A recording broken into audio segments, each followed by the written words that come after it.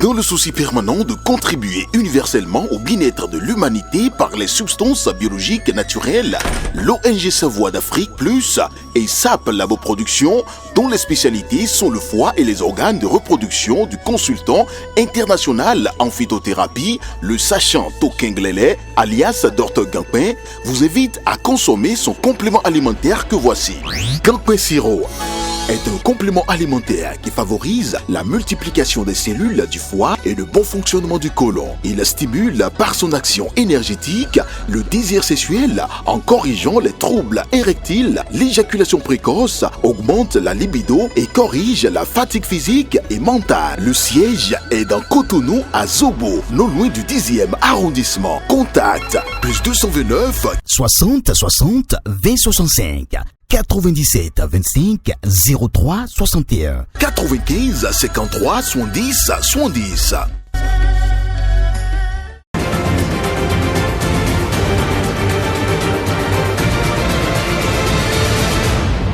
Guéry TV Monde, le leader des Web TV au Bénin.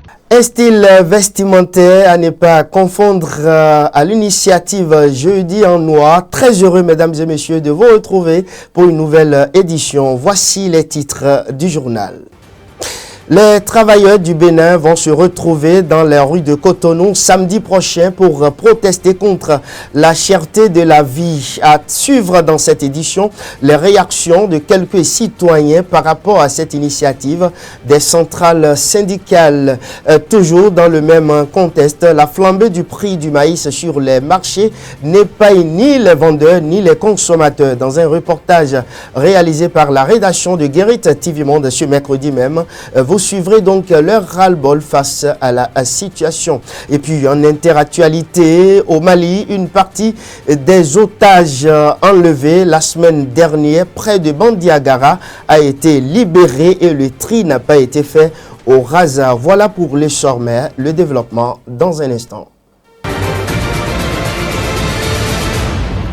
Amis internautes de Guéry TV Monde, à nouveau bonsoir. Merci de préférer votre télévision pour mieux vous informer. Vous êtes bien évidemment sur le leader des Web TV. L'amende relative au défaut de port de casque sur les routes a été réduite à 5 000 francs CFA au lieu de 10 000 francs auparavant. C'est une information rendue publique par le ministre de l'Intérieur et de la Sécurité publique, Alassane Seydou, à travers donc un communiqué publié ce mercredi. Nous poursuivons ce journal et sans transition, on reste toujours dans le même registre pour parler ce qu'on peut appeler bavure policière enregistrée ces derniers temps entre les agents de police et la population dans le cadre de la répression au code de la route démarrée depuis le 1er mars dernier sont diversivement appréciés par l'opinion publique. L'ancien maire de la commune d'Akwa, Mesrete Michel Baou,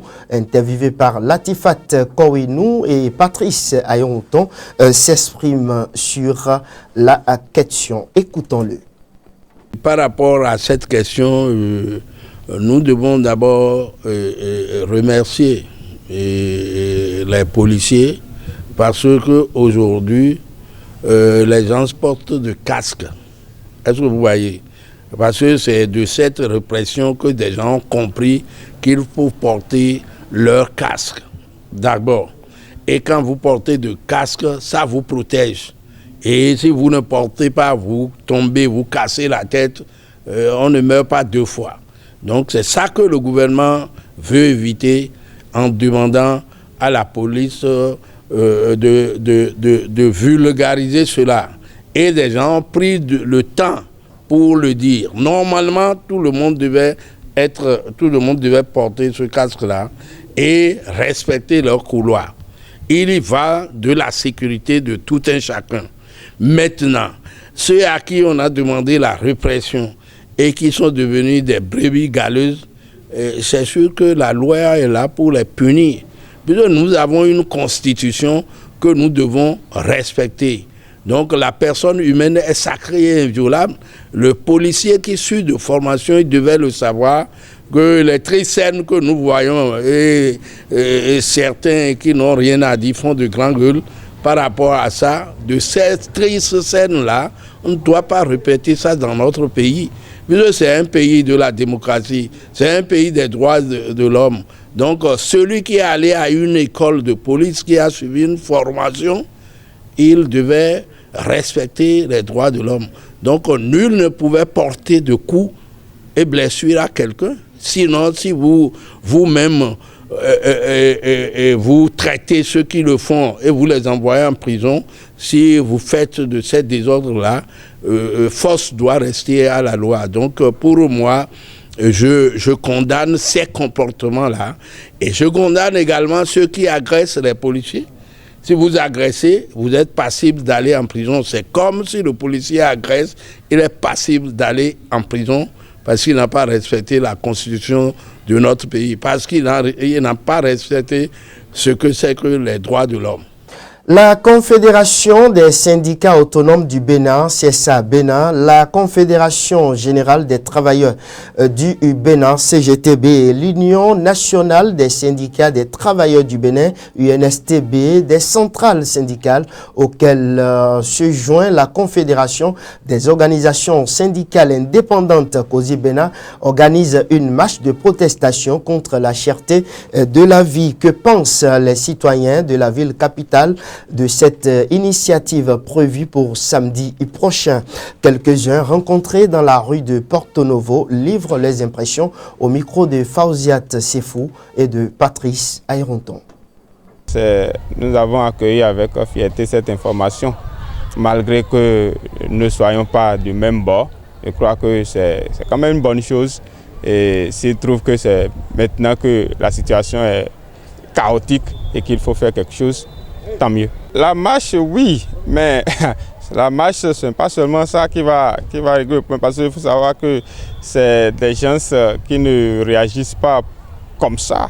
Et vous savez, au niveau de la CSTB, les gens nous connaissent comme les professionnels de la marche et ils savent que s'il y a une centrale beaucoup plus attachée aux revendications des travailleurs et qui est sur tous les champs, c'est la CSTB. Donc nous souhaiterions que ce ne soit pas une marche et une balade de santé. Il faut que cela soit, si les revendications ne sont pas satisfaites, je crois qu'il est de bon temps à ce que cela soit réédité et que d'autres formes de lutte soient même utilisées pour que les travailleurs puissent en tirer quelque chose. Mais ils ont tout à fait raison de le faire. Puisque quand ils sont là pour ça, lorsqu'ils constatent qu'il y a quelque chose qui ne va pas, ils doivent se manifester. Moi, je pense qu'on ne peut pas leur en vouloir par rapport à ça. Après cette marche, mon souhait est qu'il soit compris des gouvernants et que les gouvernants apportent des solutions, n'est-ce pas, à leurs différentes revendications. C'est une bonne initiative. Maintenant, moi, je vais rester sur mes soifs pour voir ce que ça va donner. C'est-à-dire, ça va aboutir à quoi? Je voudrais souhaiter que ça donne de bons résultats. Un bon résultat. Il faut que ce que nous attendions de ces gens de marche-là, ça donne de bons résultats. Bons résultats quoi? C'est-à-dire, c'est contre la cherté de la vie. Bon, maintenant, il faut que, par exemple, le maïs tend jusqu'à 1400, 1500. Si ça peut, à travers cette marche, si ça peut réduire, ça peut faire que ça va réduire le prix de maïs, peut réduire, ce serait une bonne chose. Sur le même volet, depuis quelques jours, les populations déplorent la cherté des produits de première nécessité, notamment le maïs. Comment les vendeurs et consommateurs des dérivés du maïs vivent-ils cette situation? Une équipe de la rédaction est allée faire le constat que voici. Le prix actuel du sac du maïs est de 50 à 55 000 francs CFA. Nous sommes au marché de Wando à Porto Novo. En seulement quelques semaines, les prix des produits de première nécessité, notamment le maïs, ont monté de manière exponentielle. Une situation expliquée ici par les commerçants. Donc peut-être que ça qui le coût de 40 000 mais nous avons 1000 francs, mais 500. Donc, ça a 5 000 déjà. L'augmentation actuelle du prix du maïs ne dépend pas de nous. Le problème est au niveau des producteurs. Ils mettent assez de moyens dans la production du maïs, mais le rendement n'est pas bénéfique. C'est pour cette raison le prix a grimpé.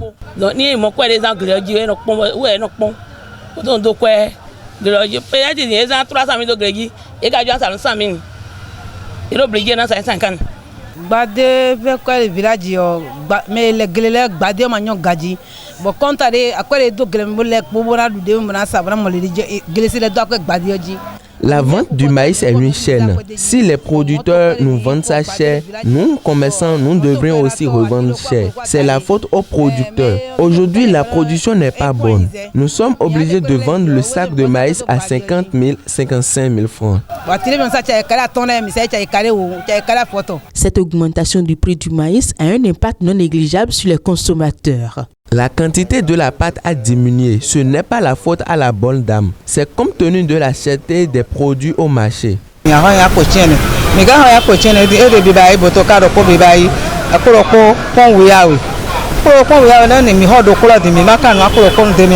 Le maïs est très cher. Avec un bol de maïs, nous nous rentabilisons plus. Avant, 9 boules d'acassa étaient à 200, mais aujourd'hui c'est 8.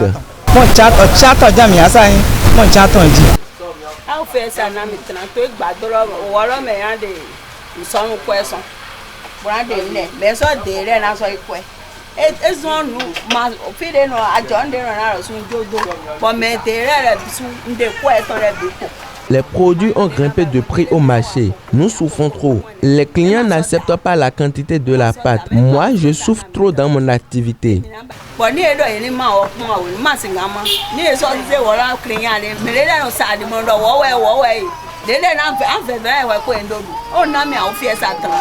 Il sollicite l'aide du gouvernement afin qu'une solution soit trouvée.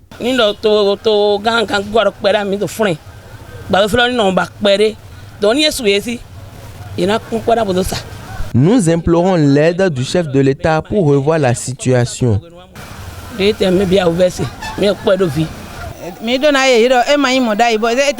Nous appelons le chef de l'État au secours. Il faut préciser que le gari, le riz et bien d'autres produits agricoles connaissent le même rythme de hausse de prix que le maïs. Dans un autre registre à présent, Atao Mohamed Rennouro a été accueilli à la mosquée centrale en Sordine, Liaki d'Agbator, ce vendredi 19 avril 2024 par les fidèles musulmans. C'est dans ce lieu saint que l'acteur politique a effectué la prière sainte du jour et a saisi donc l'occasion pour remercier Allah pour toutes ses grâces. Latifat Kowenu pour le compte rendu. Les fidèles musulmans de la mosquée centrale en Sordine Lihaki d'Agbator ont accueilli avec joie l'honorable Atao Mohamed Rennouro. C'est dans ce lieu saint que ce jeune acteur politique béninois a reçu les bénédictions de la prière du vendredi 19 avril dernier aux côtés de ses frères et sœurs musulmans. Une occasion pour remercier Allah, le tout miséricordieux, de ses bienveillance.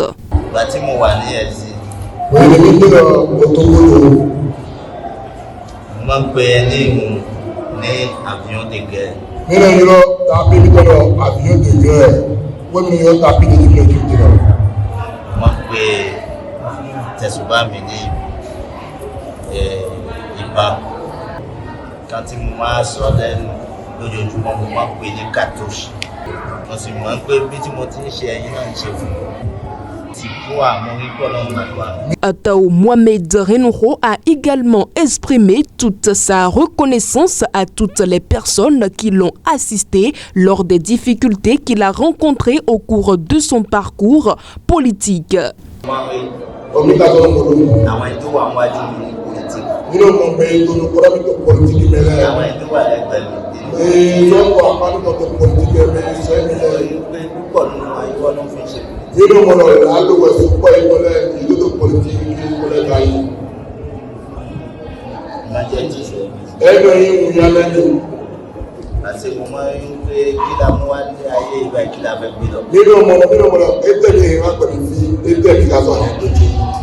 Témoignages, prières et le sermon de l'imam Abdou Ramanou sont au cœur de ce rendez-vous spirituel auquel l'ancien président du parti Réseau Atao a assisté jusqu'à la fin.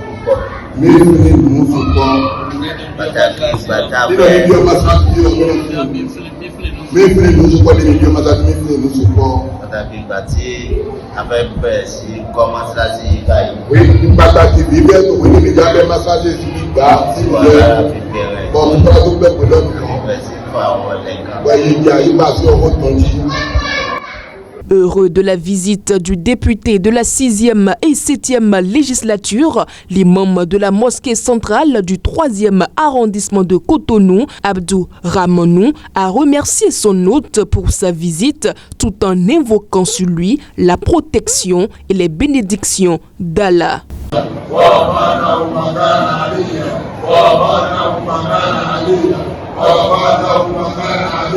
L'hôte, à son tour, a exprimé sa gratitude au serviteur d'Allah qui l'a toujours accompagné dans ses prières.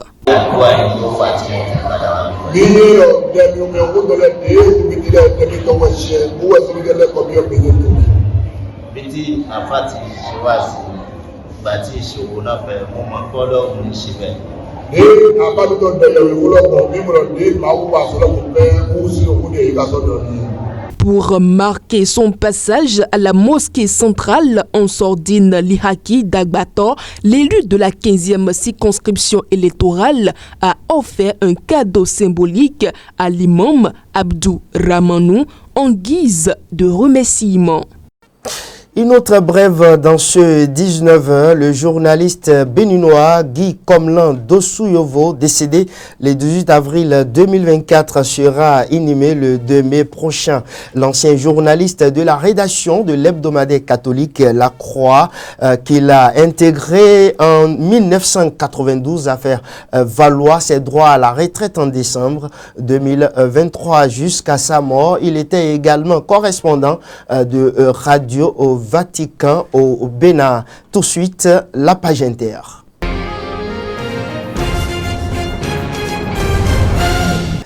Au Mali, une partie des otages enlevés mardi 16 avril dernier près de Bandiagara a été libérée. Ils étaient plus d'une centaine de passagers de 3 autocars circulant entre Bangas et Bandiagara a été donc interceptés par des hommes armés. D'autres otages sont toujours détenus et le tri n'a pas été fait au Raza, n'est-ce pas, Latifat Koueno?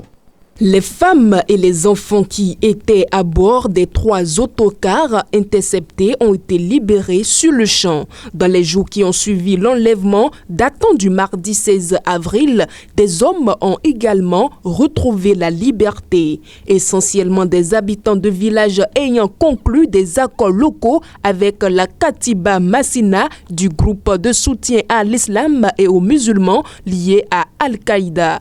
Plusieurs dizaines de personnes ont ainsi été relâchés, tandis que plusieurs dizaines restent détenus, mais aucun chiffre fiable n'a pu être recoupé. Il faut dire que le nombre total de passagers lui-même n'est pas connu, les autocars étant souvent surchargés, à fortiori, comme c'était le cas ce jour-là, les jours de marché. Cet enlèvement n'a pas été revendiqué, mais les nombreuses sources locales jointes par la Radio France Internationale l'attribuent unanimement à la Katiba Massini du groupe de soutien à l'islam et aux musulmans qui compte d'ailleurs plusieurs actes similaires à son actif.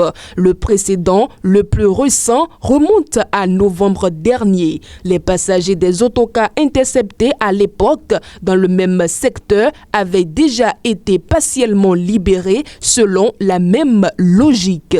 Rappelons que dans le centre du Mali, ces dernières années, les populations de dizaines de communes ont dû accepter de se soumettre aux règles des djihadistes, par exemple de leur payer un impôt, de se conformer aux manières de prier ou encore aux règles vestimentaires qu'ils imposent afin de pouvoir circuler librement et de poursuivre leurs activités agricoles. Ce sont les otages venant de communes n'ayant pas conclu d'accords locaux avec les djihadistes qui demeurent toujours détenus. Ces derniers jours, des manifestations ont été organisées dans plusieurs localités de la zone pour demander aux autorités de transition de s'impliquer davantage afin de libérer les otages et de sécuriser cette route nationale 15 régulièrement attaquée par les djihadistes.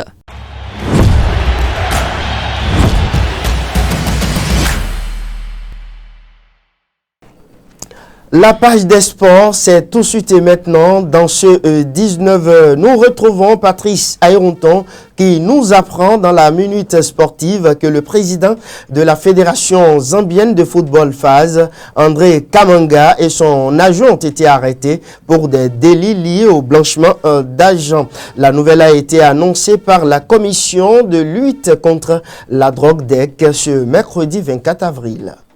Andrew Kanaga et 3 autres personnes sont inculpées pour avoir obtenu illégalement des fonds du gouvernement zambien sous prétexte de frais pour assister à la dernière Coupe d'Afrique des Nations. La DEC a révélé que ces fonds, près de 18 000 $, ont été versés à des individus qui n'étaient pas officiellement affiliés à la FAZ. Certains estiment que cette affaire est liée à des tensions politiques et à une lutte pour le contrôle de la FAZ. Des allégations ont émergé selon lesquelles le ministre des Sports, Elvis Zanama Nkandu, aurait orchestré cette arrestation pour favoriser Kate Mwiba, propriétaire du Musa Football Club, comme successeur potentiel de Kamanga. Il est allégué que le refus de Kamanga de rembourser ses fonds réclamés par le ministre a été utilisé comme prétexte pour l'accuser du blanchiment d'argent. Certains affirment également que des pressions ont été exercées pour modifier les règles de la FAZ afin de favoriser la candidature de Mwiba à la présidence. Des voix se sont élevées pour dénoncer cette accusation comme étant politiquement motivée. La FIFA, qui prône l'indépendance des fédérations nationales de toute ingérence gouvernementale,